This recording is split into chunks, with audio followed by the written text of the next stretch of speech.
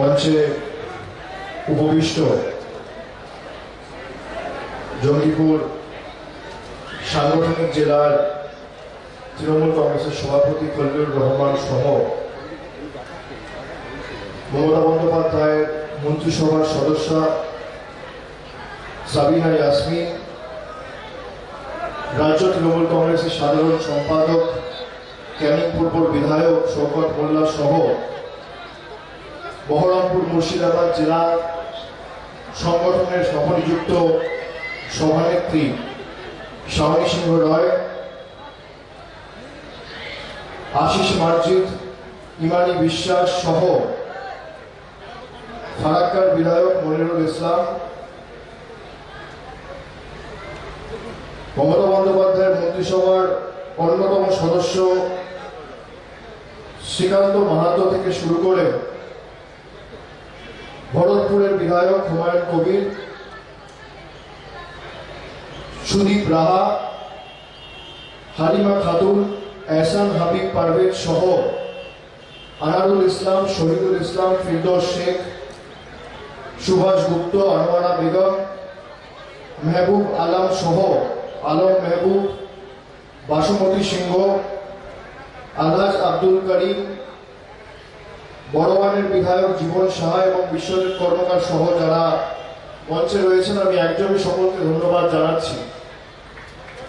আপনারা যারা এসে আজকে সভায় যোগদান করেছেন, নির্বাচন কমিশনের রীতিনীতি এবং গাইডলাইন মেনে, কোভিড বিধি মেনে আজকে আমরা এই সভা করছি এবং সীমিত সংখ্যার সমর্থক শুভানুধ্যায়ীদের নিয়ে শামশেরগঞ্জে আপনাদের সকলের কাছে আমিরুলের হয়ে ভালোবাসা, আস্থা এবং দোয়া চাইতে এসেছি, যাকে কেন্দ্র করে এই সভা। আমার পূর্ববর্তী বক্তা ভাই আমিরুল একটু আগে বক্তব্য রেখেছেন। 2016 সালেও আমিরুল প্রার্থী হয়েছিল এবং যেদিনকে তৃণমূল কংগ্রেস প্রার্থী তালিকা ঘোষণা করবে বলে ঠিক করেছিল 2016 সালে, আমরা প্রাথমিকভাবে শামশেরগঞ্জ থেকে অন্য একজনকে প্রার্থী করবো বলে ঠিক করেছিলাম। আপনারা শুনলে অবাক হবেন, সকালবেলা আমিরুলের সাথে আমার কথা হয়, তখন কংগ্রেসের ব্লক প্রেসিডেন্ট, ভারতের জাতীয় কংগ্রেসের ব্লক প্রেসিডেন্ট, আমাকে বললো, দাদা আমি মানুষের জন্য কাজ করতে চাই। যে সিপিএম এর বিরুদ্ধে লড়াই ছিল, সিপিএম এর সাথে কংগ্রেস এখন জোট করে ফেলেছে, আর বিজেপির সাথে তো কংগ্রেসের অজিত চৌধুরীর গোপন আঘাত, আমি মানুষের সাথে বেইমানি করতে পারবো না।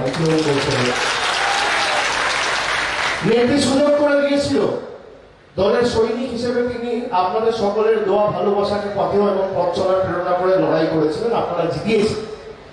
দ্বিতীয়বারের জন্য 2021 সালে যখন নির্বাচন ঘোষণা হয়, আমিরুলকে প্রার্থী করা হয়, কিন্তু যেহেতু একটা রাজনৈতিক দলের প্রার্থী প্রয়াত হয়েছিল কোভিডের কারণে, শামশেরগঞ্জের নির্বাচন স্থগিত এবং বানচাল করে দেওয়া হয়। পরবর্তীকালে আমরা প্রতিনিধি দল পাঠাই নির্বাচন কমিশনের কাছে, জুলাই মাসে গেছে, আগস্ট মাসে গেছে, এখানে লোকাল সিইও অফিসে গেছে, দিল্লির কেন্দ্রীয় নির্বাচন কমিশনের অফিসে গেছে প্রতিনিধি দল তৃণমূল কংগ্রেসের হয়ে, রিপ্রেজেন্টেশন জমা দিয়ে এসছে যে দীর্ঘদিন ধরে শামশেরগঞ্জ জঙ্গিপুরের মানুষ উন্নয়নমূলক পরিষেবা থেকে বঞ্চিত হচ্ছে এমএলএ না থাকলে। দয়া করে নির্বাচন কমিশন হস্তক্ষেপ করে নির্বাচন প্রক্রিয়া সম্পূর্ণ করুন যত দ্রুত সম্ভব। নির্বাচন কমিশনকে ধন্যবাদ জানাই যে তারা ইতিমধ্যে গত 4 তারিখ 4ই সেপ্টেম্বর জঙ্গিপুর, শামশেরগঞ্জ এবং ভবানীপুর 3টে বাই ইলেকশন ঘোষণা করেছে এবং 30 তারিখ ভোটের দিন। আর এবার যে নির্বাচন 2021-এ বাংলার মানুষ উপলব্ধি করেছেন, আপনারা করেছেন, এখানে তো মালদা মুর্শিদাবাদ অগ্রণী ভূমিকা পালন করেছে। সুতরাং আগামী 30 তারিখ 16 কলাটা পূর্ণ করতে হবে। সব হয়েছে, 20টার মধ্যে 18টা দিয়েছেন, আর 2টো বাকি আছে। ওই 2টো মমতা ব্যানার্জিকে দিয়ে বহিরাগতদের যেমন বিদায় দিয়েছি, আর একবার যোগ্য শিক্ষা এদেরকে দিতে হবে। আপনারা দেখুন, আমরা বলেছিলাম তো যে আমরা বহিরাগতদের কাছে মাথা নত করবো না। আমি সব জায়গায় গিয়ে সভা করে বলেছি যে বলুন আপনারা চান মমতা বন্দ্যোপাধ্যায় দিল্লির কাছে মাথা নত করুক, সারা বাংলা জুড়ে একটা আওয়াজ উঠছে না। আপনারা চান দিল্লির কাছে আত্মসমর্পণ করুক। মমতা বন্দ্যোপাধ্যায়ের পায়ে আঘাত করা হয়েছে, পা ভেঙে দেওয়া হয়েছে, ভাঙা পা নিয়ে 213টা আসন জিতেছে। আর এখন তো দু পায়ে দাঁড়িয়ে। আর বলেছিলাম খেলা নির্বাচনের পর শুরু হবে, ত্রিপুরায় তো তৃণমূল ঢুকে গেছে, আসামে শুরু হয়ে গেছে। যেখানে যেখানে বিজেপি ক্ষমতায় আছে আপনি আমার নাম দিয়ে লিখে রাখুন, আমরা যাব, বিজেপিকে হারাবো, সেই রাজ্যে তৃণমূল কংগ্রেসের জোড়াপুরি প্রতিষ্ঠা করে আছে। কংগ্রেস বলে যে আমরা নাকি বিজেপির সাথে লড়ছি, অর্থাৎ কংগ্রেস নাকি বিজেপির সাথে লড়ছে। কংগ্রেসের নেতাদের মাটিতে দেখা যায়। বহরমপুরের সাংসদকে মাটিতে পেয়েছেন জিতানোর পর। আর এখান থেকে আপনারা জিতিয়েছিলেন আবু তাহের ভাইকে আর খলিলুর রহমানকে। নিজের জীবন বিপন্ন করে কোভিড সময়ে মানুষের জন্য কাজ করেছে। এটাই তৃণমূল আর কংগ্রেসের মধ্যে পার্থক্য। কংগ্রেস নাকি বিজেপিকে হারাবে। কংগ্রেস হয়তো বিজেপির বিরুদ্ধে লড়াই করছে, তৃণমূলও করছে, কিন্তু পার্থক্য কি? কংগ্রেস হারছে আর তৃণমূল হারাচ্ছে। কংগ্রেস বিজেপির কাছে হারছে আর তৃণমূল বিজেপিকে হারাচ্ছে। 7 বছর ধরে হারিয়েছি, যতবার নির্বাচন হয়েছে ততবার হারিয়েছি। আর এবার তো ভারতবর্ষ জুড়ে খেলা হবে। আপনাদের থেকে 3 বছর সময় চাইছি। দল আমাকে সর্বভারতীয় সাধারণ সম্পাদক করেছে। 5ই জুন, জুন মাস হয়েছে, আগস্ট হয়েছে, সেপ্টেম্বর হয়েছে, 3 মাস হয়েছে। আপনি দেখুন, আমি যাতে ত্রিপুরায় পা রাখতে না পারি 144 ধারা করে দিয়েছে বিপ্লব করে, থর থর থর থর করে কাঁপছে। এত ভয় কেন? আপনারা এত বড় রাজনৈতিক দল, এত বড় বড় ইনভেস্টিগেটিং এজেন্সি পাশে রয়েছে, এত বড় নেতা, এত অর্থবল, এত টাকা, এত গায়ের জোর, সারা ভারতবর্ষ জুড়ে রাজত্ব করছেন, আর এত ভয় পাচ্ছেন কেন আমাকে? আমি তো ত্রিপুরা ঢুকবো, আপনি কদিন 144 করবেন? আর আমি কথা দিয়ে যাচ্ছি। আমি সাংবাদিক বৈঠক করে বলেছিলাম, আপনারা শুনেছেন, সর্বভারতীয় সাধারণ সম্পাদক হওয়ার পর, যে রাজ্যে তৃণমূল কংগ্রেস পা রাখবে বিজেপির বিরুদ্ধে লড়াই করার জন্য, সে রাজ্য জিতে আমরা বেরোবো। আমি আপনাদের কথা দিয়ে যাচ্ছি, ত্রিপুরা তৃণমূল কংগ্রেস জিতবে। এবং আগামী 3 মাসের মধ্যে দেখবেন কোথায় কোথায় তৃণমূল কংগ্রেস যায়, আর আগামী নির্বাচনে কি ফল হয় আপনারা দেখবেন। দুধ কা দুধ, পানি কা পানি করুন। দায়িত্ব নিয়ে বলছি, আমরা নীতি, আদর্শ, নৈতিকতার উপর রাজনীতি করি। এই যে দেখছেন বিজেপির সব বিধায়ক লাইন দিয়ে আছে তৃণমূলের ঢুকুরে। আপনি বিশ্বাস করুন, আমরা সাধারণ মানুষের আস্থা, ভালোবাসা, প্রত্যাশাকে শিরোধার্য করে রাখি। কর্মীদের আবেগ, পরিশ্রমকে মান্যতা দিই, সর্বোপরি মনে করি বলে তৃণমূল কংগ্রেসের দরজাটা খুলছি না। যদি দরজা খুলি, বিজেপি দলটা চাকরি উঠে যাবে। আপনারা তো দেখছেন, নির্বাচিত সাংসদ, প্রতিনিধি, বিধায়ক সব লাইন দিয়ে দাঁড়িয়ে আছে। আমরা দরজা বন্ধ করে রেখেছি। 3 দিন আগে রেখেছে বিজেপির সাংসদ যোগদান করেছে। তৃণমূল কংগ্রেসের আদর্শ মেনে আমরা আদর্শ পাল্টাইনি।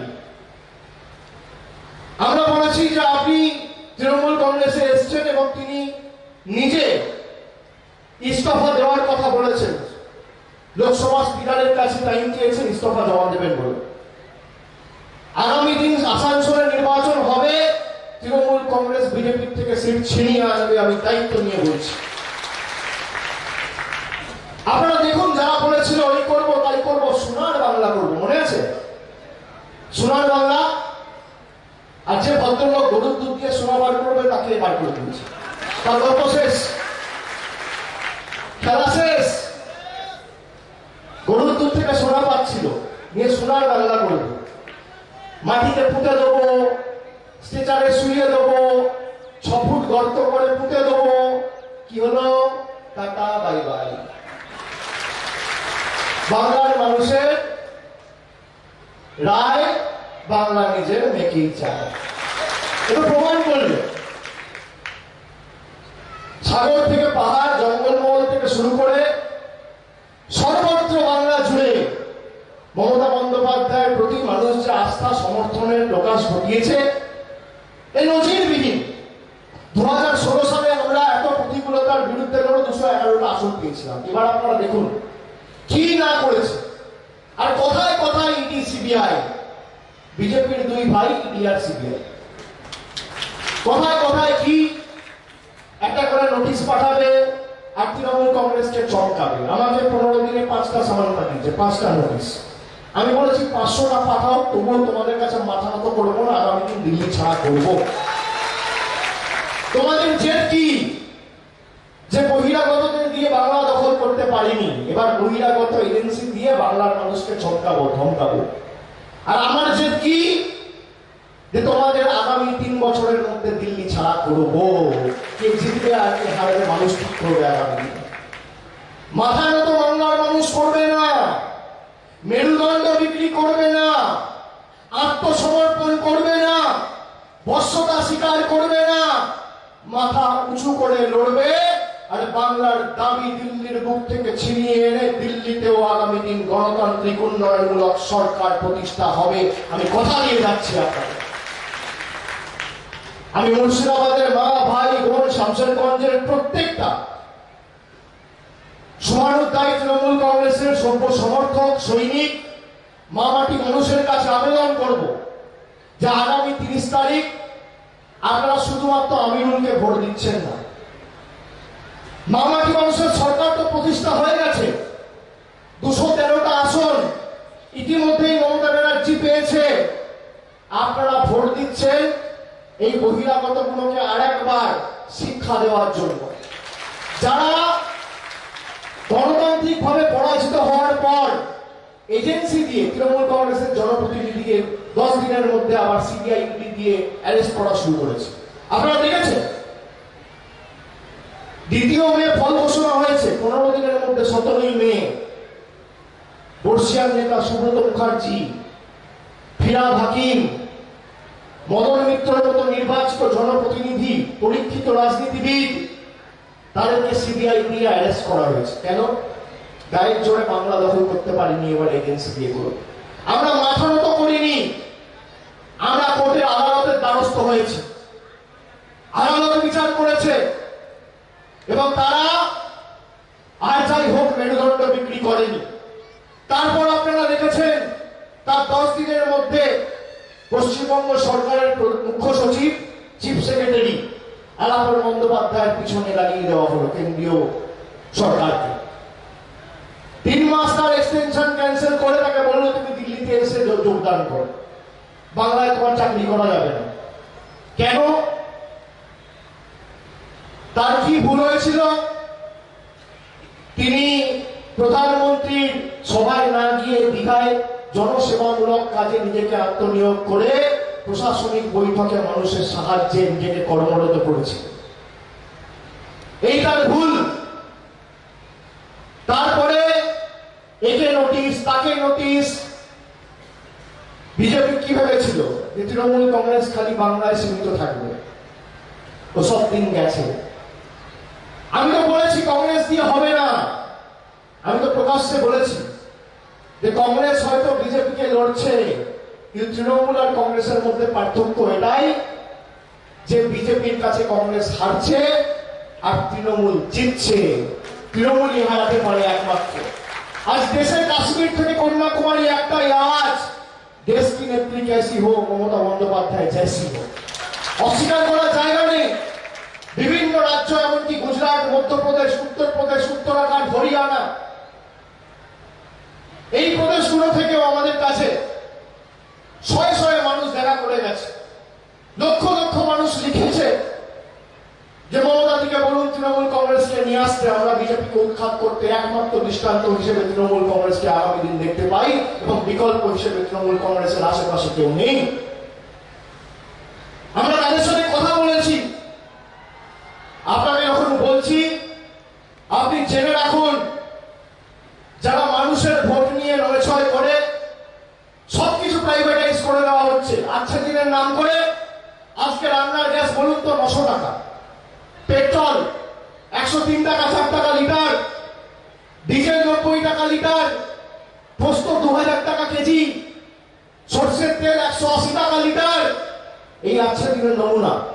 আর মমতা বন্দ্যোপাধ্যায় যে কথাগুলো বলেছিল, দুয়ারে সরকার, নির্বাচনের 3 মাসের মধ্যে আবার দুয়ারে সরকার করেছে। 3.5 কোটির উপর মানুষ নিজের নাম নথিভুক্ত করেছে। এই মুর্শিদাবাদ জেলা থেকে 24 লক্ষ মানুষ দুয়ারে সরকারে গিয়ে নিজের নাম নথিভুক্ত করেছে। দুয়ারে রেশন প্রজেক্ট পাইলট প্রজেক্ট হিসেবে ইতিমধ্যেই চালু হয়েছে। মমতা ব্যানার্জি বলেছিল ইউনিভার্সাল ইনকাম, ন্যূনতম মাসিক আয়ের কথা। মাস গেলে 500 টাকা সাধারণ পরিবারের গৃহকর্ত্রীদের হাতে, আর এসসি এসটি পরিবার হলে মাসিক 1000 টাকা। আজকে 3 মাসের মধ্যে প্রতিশ্রুতি পালন করেছে। নির্বাচনী ইস্তাহারে আমরা বলেছিলাম কি, যে আমরা বাংলার 1 কোটি 60 লক্ষ পরিবারের গৃহকর্ত্রীদের হাতে মাসে 500 টাকা, বছরে 6000, আর এসসি এসটি পরিবার হলে বছরে 12,000 টাকা দেবো। মমতা বন্দ্যোপাধ্যায় পরিবারের একজন মহিলাকে নয়, যত মহিলা আছে সবার হাতে ন্যূনতম মাসিক আয়ের সাহায্য তুলে দিয়েছে। এই দৃষ্টান্ত ভারতবর্ষে কেউ দেখাতে পারেনি। আগামী দিন আপনাদের বাড়িতে বাড়িতে রেশন যাবে। আপনারা বলেছিলেন নির্বাচনের সময় যে আমরা দুয়ারে ভাষণ না, দুয়ারে রেশন চাই। মমতা বন্দ্যোপাধ্যায় দুয়ারে রেশনের পাইলট প্রজেক্ট শুরু করেছে। সারা বাংলা জুড়ে যত রেশন ডিলার দোকান আছে, ইতিমধ্যেই সবার সঙ্গে কথাবার্তা সরকারি স্তরে শুরু হয়ে গেছে। সংশ্লিষ্ট দপ্তরের আধিকারিকদের বলা হয়েছে, ডিপার্টমেন্টের অফিসারদের বলা হয়েছে, জেলা প্রশাসন কাজ করছে। অতি শীঘ্রই আপনাদের বাড়িতে দুয়ারে দুয়ারে রেশন পৌঁছে যাবে, ডিলারদের দোকানের বাইরে। আর আপনাদেরকে গরমে কষ্ট করে থলি নিয়ে, ব্যাগ নিয়ে লাইনে দাঁড়াতে হবে না। মমতা বন্দ্যোপাধ্যায় বাড়িতে রেশন পৌঁছে যাবে বলেছে। এই তো পার্থক্য। বহিরাগত বনাম বাংলার মেয়ে। বাংলার মেয়ে যা কথা দিয়েছে, কথা রেখেছে। আর যারা বলে বাংলায় উন্নয়ন হয়নি, তাদের চোখে আঙ্গুল দিয়ে দেখাতে চাই। দেখেছেন তো 5 দিন আগে খবরের কাগজে উত্তরপ্রদেশ গভর্নমেন্টের অ্যাড বেরিয়েছে। কলকাতার মা ফ্লাইওভারের ছবি চুরি করে উত্তরপ্রদেশের গভর্নমেন্টের কাজ বলে এরা ক্রেডিট নিতে চাইছে। আর বাংলায় নাকি উন্নয়ন হয়নি। কেন উত্তরপ্রদেশে ফ্লাইওভার হয়নি? মধ্যপ্রদেশে রাস্তা হয়নি? গুজরাটে উন্নয়ন হয়নি? যদি নাই হয়ে থাকে, আর যদি হয়েই থাকে, তাহলে বাংলা থেকে বাংলার ফ্লাইওভারের ছবি চুরি করে নিয়ে যেতে হচ্ছে কেন বাবা? যোগী আদিত্যনাথ তাকে জিজ্ঞেস করতে চাই, বড় বড় ভাষণ, এই করব তাই করব, ডবল ইঞ্জিন সরকার, মনে আছে? ডবল ইঞ্জিন মানে কি? চোরের সরকার, একদিকে ইডি একদিকে সিবিআই। মানে এখানেও চুরি করবে আর দিল্লিতেও চুরি করবে, ইডিও ধরবে না, সিবিআই ধরবে না। এই হচ্ছে ডবল ইঞ্জিন সরকার। আর মমতা ব্যানার্জি সিঙ্গেল ইঞ্জিন সরকার, একটা ইঞ্জিন। এমন টেক অফ করেছে যে বিজেপির রাতের ঘুম চলে গেছে। ভাবছে আর কদিন। তাই ইডি সিবিআই দিয়ে ধমকানি চমকানি সব করে লাভ নেই। তৃণমূল কংগ্রেস বিশুদ্ধ লোহা, যত কাঁপাবেন তত শক্তিশালী হবে, যত প্রহার করবেন তত আমরা বলিষ্ঠ হব। আপনার ক্ষমতা থাকলে আপনি করুন। আমি আপনাদের দায়িত্ব নিয়ে বলছি। মহামতি গোখলে যা আগে বলেছিল, what Bengal things today, India things tomorrow. Bangla ভারতবর্ষকে পথ দেখাবে, এবং তার লড়াই শুরু হয়ে গেছে। আর মুর্শিদাবাদ 22-এর মধ্যে 20 করতে হবেই। আগামী দিন 3টে লোকসভা 3 লক্ষের বেশি ব্যবধানে জিতাতে হবে। মমতা ব্যানার্জির হাত শক্তিশালী করতে হবে, এবং বিচ্ছিন্নতাবাদী বিবেকগামী শক্তিদের ছেটিয়ে বিদায় করে গঙ্গায় বিসর্জন দিতে হবে। আমি আপনাদের কথা দিয়ে যাচ্ছি, আপনাদের যা সমস্যা রয়েছে, আমি আমিরুলের সাথে যোগাযোগে থাকি। নদী ভাঙন, তীর ভাঙন, পাড় ভাঙন নিয়ে যা সমস্যা, ইতিমধ্যেই মুখ্যমন্ত্রীর দপ্তরের তরফ থেকে 2 মাস 3 মাস আগে সংশ্লিষ্ট দপ্তরের নির্দেশ চলে গেছে। প্রশাসনকে বলা হয়েছে ক্ষতিগ্রস্ত পরিবারদের অগ্রাধিকার দেওয়া হবে। আমি দায়িত্ব নিয়ে বলে যাচ্ছি, আপনারা চিন্তা করবেন না। দায়িত্ব মামাটি মানুষ সরকারের। যা বলেছে তাই করেছে। কন্যাশ্রী বলেছে করেছে, রূপশ্রী বলেছে করেছে, দুয়ারে রেশন করছে, ন্যূনতম মাসিক আয় করেছে, স্টুডেন্টকে ক্রেডিট কার্ড করেছে, যা উন্নয়নমূলক প্রতিশ্রুতি দিয়েছে মমতা ব্যানার্জি অক্ষরে অক্ষরে পালন করেছে। আর একদিকে কংগ্রেস বড় বড় ভাষণ, কোনদিন রাস্তায় নেমে মানুষের দাবি নিয়ে সরব হতে দেখেছে? এদের নেতা সব বাইরে গিয়ে ফুর্তি করে, আর বড় বড় ভাষণ, মাটিতে কোনোদিন মানুষের পাশে দাঁড়ায়নি। কোভিড হোক, আমফান হোক, ঝড় জল বৃষ্টি খরার বন্যা, একমাত্র বাংলার ভরসা, বাংলার অগ্নিকন্যা। এটা অস্বীকার করার জায়গা নেই। নিজের জীবন বিপন্ন করে মমতা বন্দ্যোপাধ্যায় আপনাদের পাশে এসে দাঁড়িয়েছে, যখন যা বলেছে কথা দিয়ে কথা রেখেছে। আর বিজেপির উন্নয়ন কি?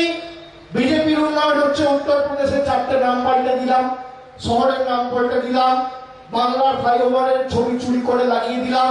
এই হচ্ছে বিজেপির উন্নয়ন। বাংলায় যদি বিজেপি জিতত, তাহলে মুর্শিদাবাদের নাম আর মুর্শিদাবাদ হতো না, এটা নিজেদের নামে নামাঙ্কিত করতো। মোদী শাহবাদ করে দিত মুর্শিদাবাদ, মোদী শাহবাদ। আপনি দেখছেন না, সব জায়গায় রেলওয়ে স্টেশনের নাম পাল্টে দিচ্ছে, রাস্তার নাম পাল্টে দিচ্ছে, শহরের নাম পাল্টে দিচ্ছে, রাজ্যের নাম পাল্টে দিচ্ছে। এই হচ্ছে বিজেপির উন্নয়ন।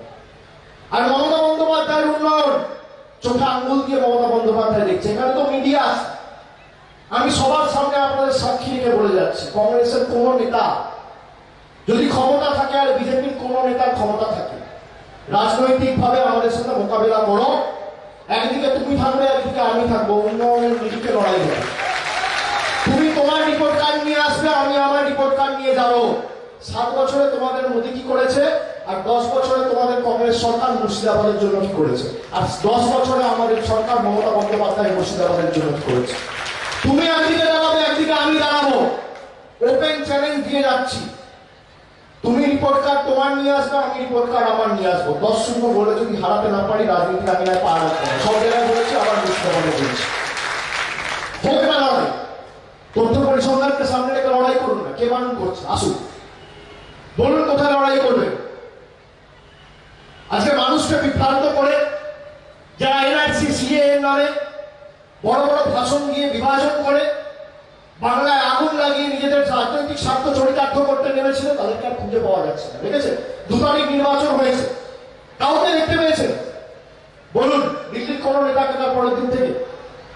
আমি সেই জন্য তো বলেছিলাম, বহিরাগত আসে বহিরাগত যায়, বাংলা নিজের মেয়েকে চায়। এটাকে দেখতে পাবেন না, দূরবীন দিয়ে অনুবীক্ষণ যন্ত্র দিয়ে আপনারা খুঁজে পাবেন না। খালি নির্বাচনের সময় ভোট পাখি হয়ে আসবে, বসন্তের কোকিল, তারপর দিন থেকে আর খুঁজে পাওয়া যাবে না। তৃণমূল কংগ্রেস যে লড়াই শুরু করেছে, আপনারা সকলে উপলব্ধি করেছেন। আগামী দিন ভারতীয় জনতা পার্টিকে কেউ যদি রাজনৈতিক ভাবে মোকাবিলা করে হারাতে পারে, একমাত্র সেই দলের নাম তৃণমূল কংগ্রেস।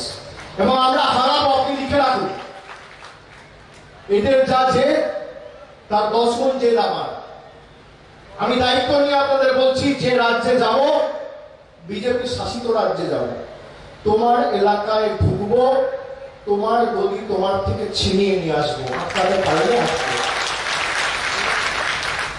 তোমার এলাকায় ঢুকবো, বলে ঢুকবো, মানুষের আশীর্বাদ নিয়ে লড়বো, শুভেচ্ছা নিয়ে লড়বো, ভালোবাসা নিয়ে লড়বো, মানুষকে সাথে নিয়ে গণ আন্দোলনের পথে লড়বো, এবং তোমার রাজ্য তোমার কাছ থেকে ছিনিয়ে আনবো, ক্ষমতা থাকলে আটকে দেখি।